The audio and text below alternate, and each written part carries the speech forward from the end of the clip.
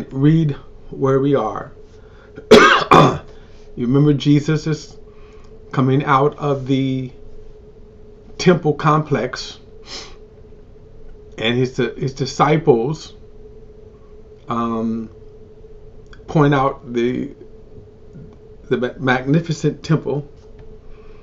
And so verse 2, he replied to them, "Don't you see these things? I assure you, not one of these will be left here on another that will not be thrown down." And while he was sitting at the Mount of Olives, his disciples approached him privately and said, tell us, when will these things happen? Meaning the destruction of the temple. And what is the sign of your coming? And then of the end of the age. So there are three questions that Jesus is answering in this chapter.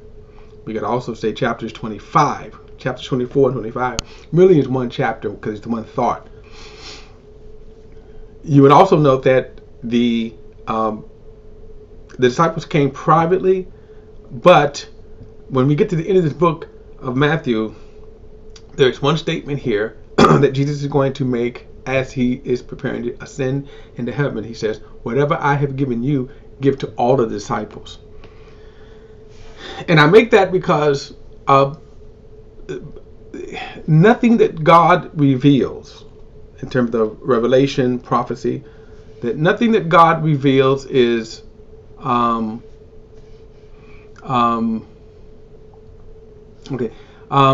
excuse me. Nothing that God reveals is secret, in secret, deep, reserved for a certain group of people. And so this subject of end times prophecy is very simple. The only thing about end times is that it is exhaustive, meaning there's a lot of it, but it is simple. Now, as I said, what Jesus is teaching his disciples here is it intersects to me with a lot of continuity. So, for example, what is prophesied in Isaiah, Jeremiah, Ezekiel, for example, it's all summed up here in this chapter as well. Zechariah, too, by the way. Zechariah, a lot of what the continuity of prophecy in those books, Jesus is summed up here. But there are a couple of things for us to know, and we'll be able to locate ourselves from a prophetic perspective. We say, where are we in the prophecy? So I want to do a little detour and go to the book of Daniel, and I'm going to read something in the book of Daniel. Now, Daniel, his prophecy, and again, I want to kind of lay this.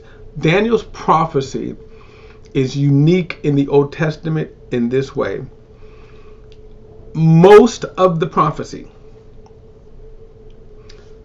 Isaiah, Jeremiah, Ezekiel, Zechariah, the format pretty much is talking about Israel's sin, Israel's judgment, and then Israel's restoration. So the future prediction or prophecy tie into God's plan and purpose for Israel, the nation of Israel.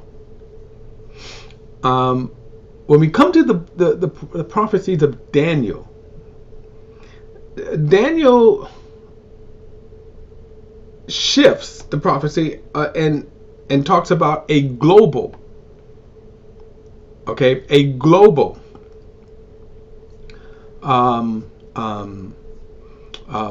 perspective. So it's not just Israel, or the focus is just on Israel, but the focus is globally. And that's what I wanted to kind of get into because it's important that we can understand again the prophecies that Jesus is even speaking in the 24th chapter, and whatever other prophecies. Now, I also say this, that there are a lot of times that people that are saying we are in the last days, right? And people have been saying that we are in the last days. And yes, we're in the last days. But what does that mean? I'll make a bold statement. Can Jesus come back today? My answer is that no. We are at least 7 years from the return of Jesus. Now think about that statement. We are at least 7 years from the return of Jesus. Now don't glory in that. If we go through the 7 years, in other words, if the 7 years were to begin as a time clock, it would be a horrible 7 years, because it is known as the tribulation period.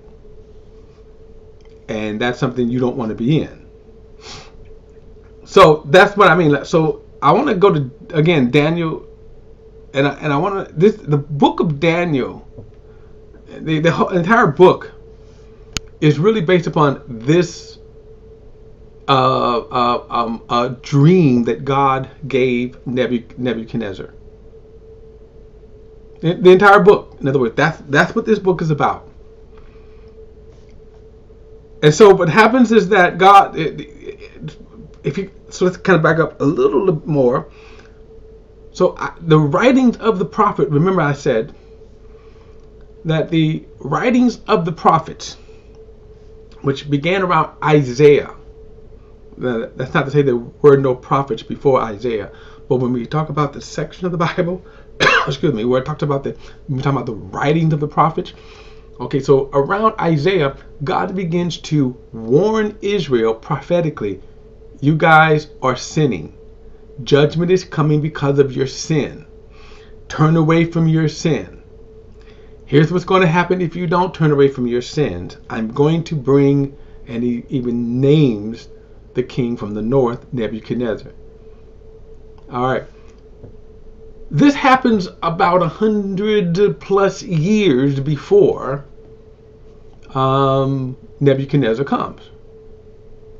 So then when we come to the book of Jeremiah, Jeremiah shows up on the scene around 20 years before Babylon. Things are even worse spiritually. And not only is Israel not repenting, but they've worse. They've gotten worse. And we come to Hezekiah's son, King Manasseh.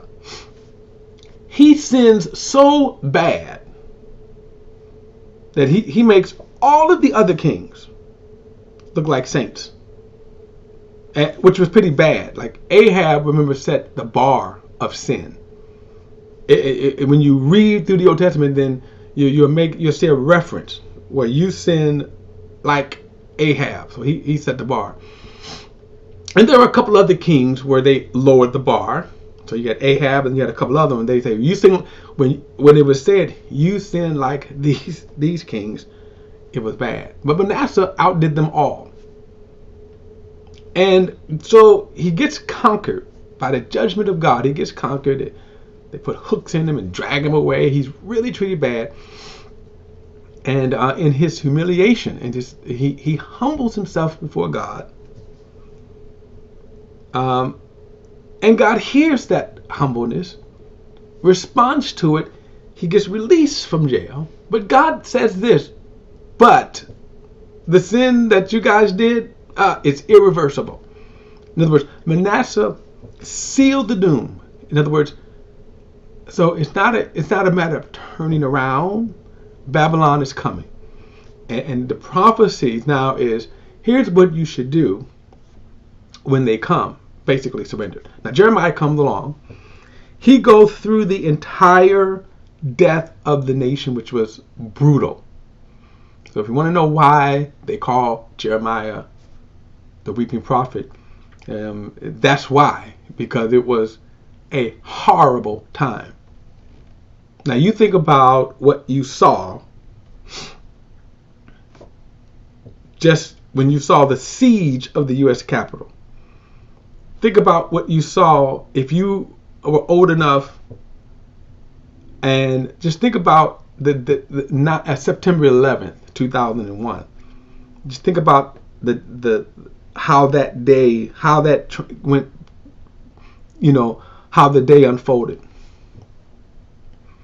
And this was worse. And from here is Jeremiah, who has to witness this. And so, he witnessed the brutal death of the nation. Nebuchadnezzar is unmerciful. He burns the city, destroys the temple.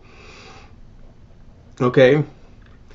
Daniel is one of the early groups of people that is deported to Babylon. Remember, God said he deported all the Israelites. And again, it was horrible. One of the ways that they would do is they would chain the people up. Sometimes throw hooks in them. Just take a hook and just put them in there, just hook their skin. Women would be raped and ravaged, usually stripped naked, and you parade them away. Those and tortured, and sometimes the torture was unbelievable. But anyway, and they could have been spared that, but Israel was just. When you read Jeremiah, that's what you're reading, by the way. The unbelief, in spite of what God has said. Daniel is one of the early group that's deported. Now he's in Babylon, and so when you read, you go through and you read. The first 6 chapters kind of give his story, and then the last 6 chapters give the revelation, the explaining of the revelations and prophecies received. So in his early days, God gives Nebuchadnezzar a dream, and he calls his magicians, and none of them can interpret the dream. They say to him, we would gladly interpret the dream, but you got to tell us the dream. So what is interesting is that Nebuchadnezzar, of course, it show you how deceived people can be and how people can play along with the deception. So Nebuchadnezzar says, well, if you guys are true wise men, tell me the dream. You tell me the dream. And they couldn't. Just like so many of these false prophets today that's claiming to have the word of the Lord. So as they try to stall, or actually it wasn't stalling as much as trying to reason with Nebuchadnezzar, you're asking something that's, no one can answer. Look, everybody, come on, Neb. So Neb gets furious, as people with ultimate power do. He gets furious and says, kill all the wise men. Now, at this time, Daniel and them had been chosen to be a part of this group of people. They were wise men. They were advisors to the king. And so when Daniel found out why is the king's, command so urgent, and the answer to that, by the way, was that because he's king.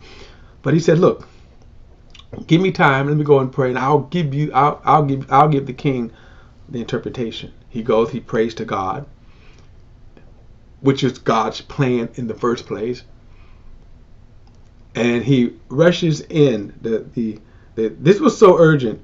It's funny when you go back and you read this, because as Daniel is praying now, the soldiers are sharpening their swords for this great slaughter. He takes time to thank God. So then he comes out and says, okay, now I'll go and give the king the interpretation. The guards rush him into the king and says, King, this man can give you the interpretation. So this is where we're going to pick this up here. And actually, Daniel says, he kind of throws shade at the magicians. He says, couldn't your magicians give you the interpretations? Let me tell you a little side story about Daniel. Go back. I think you find this in Daniel chapter 6, I believe it is, where they hated Daniel. And the Babylonian kingdom passes, is conquered by the Mede and Persian. And the Mede and Persian had this funny law that whenever the king signs a law, it's irreversible. And so they kind of trick, so they say, well, we know how to get Daniel. It was his colleagues. And so the way they get Daniel was they said, look, pass a law that for 30 days you can't pray to any other god than the king. And so foolishly he passed it, and knowing that Daniel would do exactly what they thought, which is a great compliment if you think about it.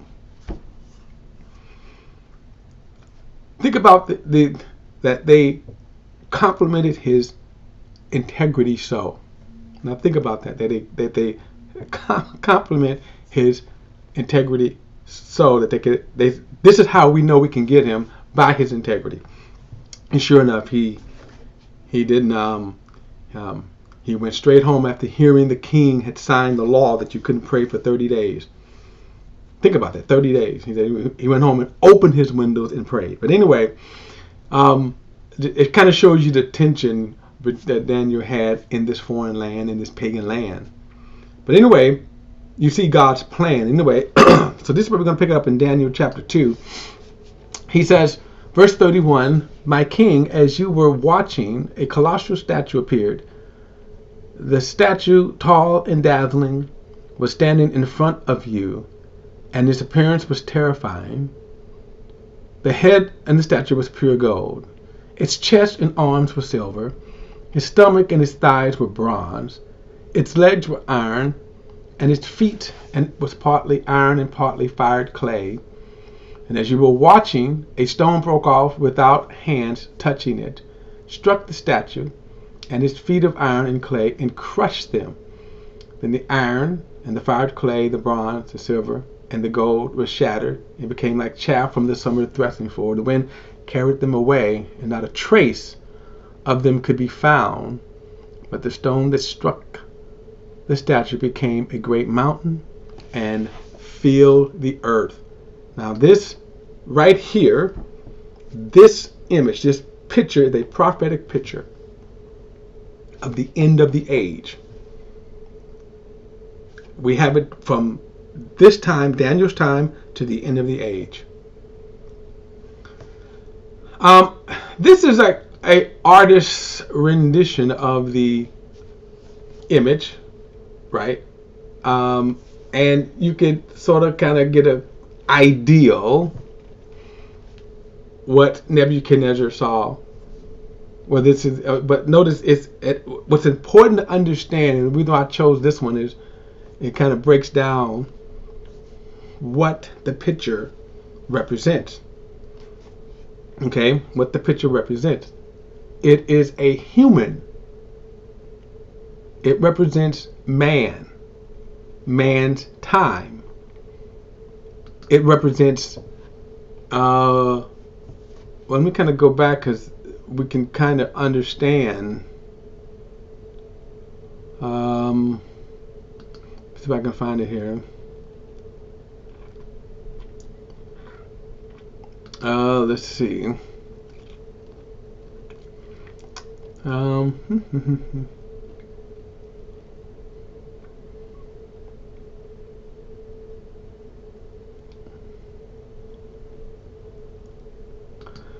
Okay. Jesus makes mention of the end of the time, or the end of the age. I'll come back to this, but let's see. The testimony to all nations, and then the end will come. This is good news that the kingdom. All right, I can't find what I'm looking for here. All right, I'll come back because I can't find what I'm looking for. But all right, I want to come back to this image here. So I want you to note something here. you see this image, what Daniel is saying here, that the image represents man's time on the earth, man's rule, man's kingdom. It also, when he speaks of the end of the world, so think of the end of the world. Start with the head of gold, and you come all the way down to the feet. So the feet, the toes, represent the end of the world or the end of the age. All right? So keep that in mind. So now he's going to explain the image. Verse 36.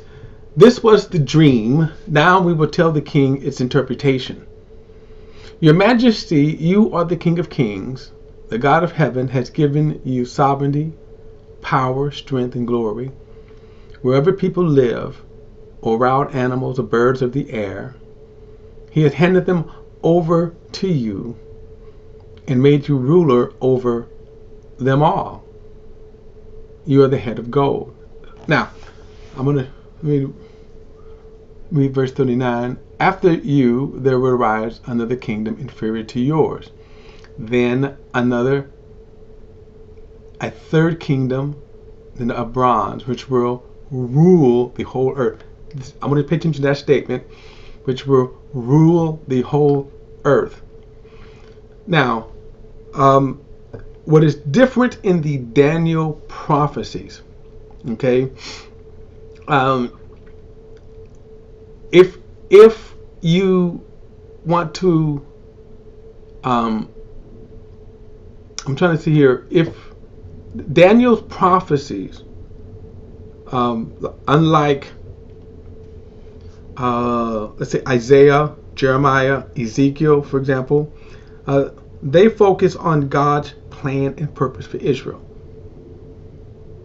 So then the nations that they're the pattern, that the nations that they all mention are patterns around, okay, the vicinity of the nation of Israel. So you will see in Isaiah prophecies about Sidon, Tyre, Nineveh, all these, Assyria, Egypt, right? All of these. If you look at a map, just take Israel and then these nations that are just around Israel that in some kind of way had an effect, an adverse effect or a good effect on Israel. Daniel's prophecies deal with these kingdoms who rule the entire world. They were world dominating kingdoms. Okay? Now Egypt, for example, and the Assyrian kingdom, which Nineveh, okay,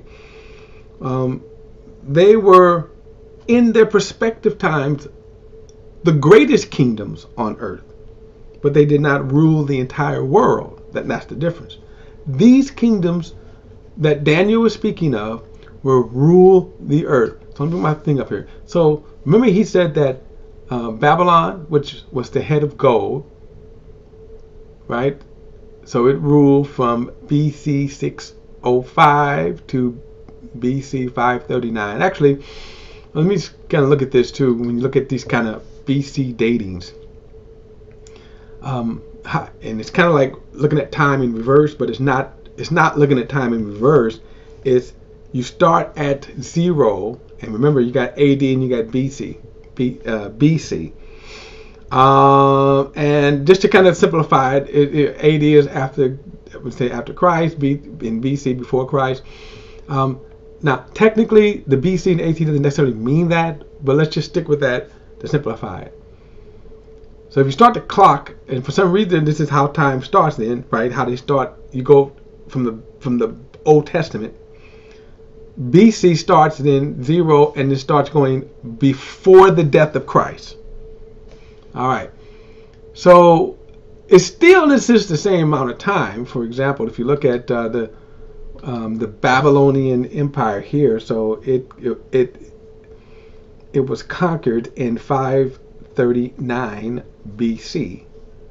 That means if you start at 0 at the birth of Christ and you go back 539 years. Time is the same. It's just that you're looking at clock going back that way. You're counting time going back that way. And so, and then you could also see not pretty much a long time too that Babylon was ruling in rulership. All right. So after that, if you look at the Mede and Persian kingdom, and the book of Daniel would go through those two kingdoms. So by the time you get to chapter 5, Nebuchadnezzar is on his way out. In chapter 5 of Daniel, you see Babylon conquered. And that really was the kind of that whole handwriting on the wall. Excuse me, the whole handwriting on the wall story, where Nebuchadnezzar's grandson, who was arrogant and proud, didn't realize that why he decided to profane God, take the goblets and the things from the temple and drink out of. Kind of an insult to God, and that basically Daniel was saying, tonight you're going to be canceled. You're going to be conquered, and that's what happened. And so then it went into the Mede and the Persian kingdom, and that Mede and Persian kingdom is extremely important for this reason, and because there's a prophetic time clock that starts with this kingdom. So the third kingdom is the Grecian kingdom.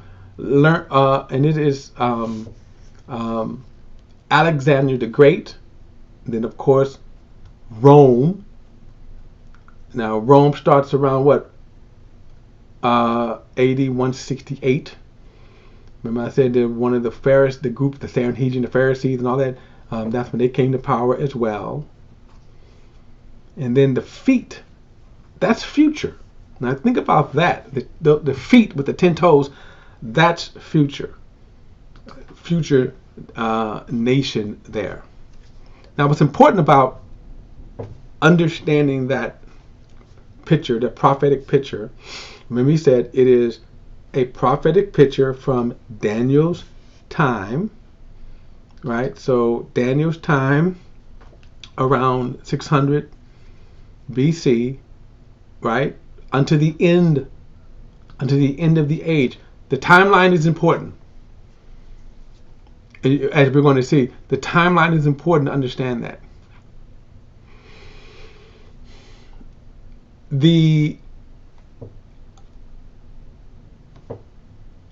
How can I chart ourselves prophetically? I'm going to go through this quickly because I'm out of time here. Let me go back. I'm going to show you something here. If I'm Isaiah and I'm getting the prophecy of Babylon, I can say we know each phase of prophecy, each generation of prophecy, we can locate where we are. Daniel, who was living in Babylon at the time, and he begins to read the writings of Jeremiah and says, oh, wait a minute, here's where we are in prophecy. Jeremiah, his predecessor, prophesied we would only be in Babylon 70 years. So when we get to Daniel chapter 9, that's what Daniel's praying about. These 70 years is up. Where do we go from here? Now I want you to see this. So if you are Nehemiah and Ezra,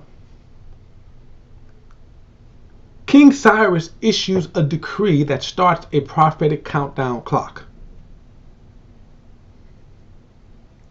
If you are the apostles, you're able to locate yourself where you are in that. It's called Daniel 70 weeks. You're able to locate yourself in that prophetic clock. Now, we can locate ourselves as well in the prophetic clock. We can look at it and say, where are we located in the prophetic clock? And we'll do that in our next study. I'm out of time. And I'll pick it up with this in the next study. Like I say, I'm going to devote some time to this because I think this is, again, important information. So thanks, everyone. I will see you in the next study. All right.